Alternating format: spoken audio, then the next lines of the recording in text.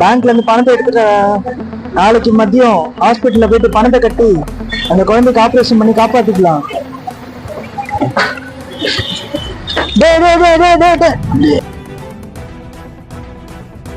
Sir ஏன் புடிங்க sir, please sir. அது உங்க ஆசிரமத்துக்கு அந்த டொனேஷன் பணம் சார். பொறுமையா இருங்க, நான் பணத்தோட வரேன். பணத்தை குடுறா, நானும் ஒன்ன மாதிரி தான்டா. புட்டி புட்டி எடுத்துக்கலாம் பணத்தை.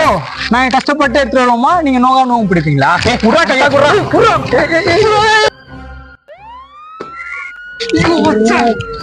போலீஸாமா அப்படிலாம்.